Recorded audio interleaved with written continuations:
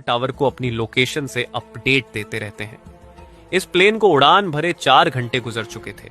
अब तक सब कुछ नॉर्मल चल रहा था और प्लेन में सवार ज्यादातर पैसेंजर्स गहरी नींद में सो चुके थे।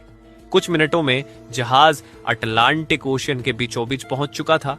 तभी कैप्टन रॉबर्ट फिश की नजर प्लेन के इंजन नंबर 2 के कंट्रोल पैनल की तरफ पड़ी, जहां कुछ अब नॉर्मल रीडिंग्स आ रही थी, यानी खतरे की घंटी बज चुकी थी और इसी के साथ फ्लाइट के पायलट की कड़ी परीक्षा का आगाज हो गया। रात के करीब 1 बजे पायलट ने देखा कि राइट साइड के इंजन में ऑयल प्रेशर काफी बढ़ चुका था।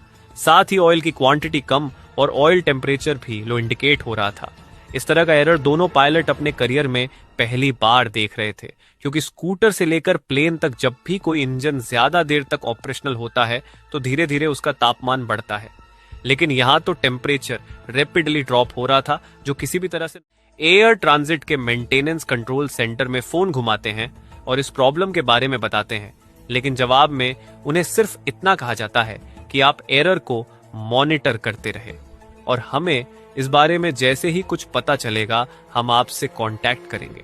अब भले ही कॉकपिट में फॉल्टी रीडिंग दिख रही हो, लेकिन उड़ान में कोई दिक्कत नहीं थी, इसलिए पायलट ये सोचकर रिलैक्स हो गए कि शायद कोई फॉल्ट सेंसर ऑयल की गलत रीडिंग दे रहा है। लेकिन आगे उनके साथ जो होने वाला था वह हादसा आज भी एयर एक्सीडेंट की हिस्ट्री में काले अक्षरों में लिखा हुआ है। खैर, करीब आधा घंटा बीत गया। तभी कॉकपिट की स्क्रीन पर कैप्टन के सामने एक और एडवाइजरी मैसेज डिस्प्ले हुआ, लेकिन यह मैसेज ऑयल से रिलेटेड नहीं बल्कि फ्यूल से रिलेटेड था।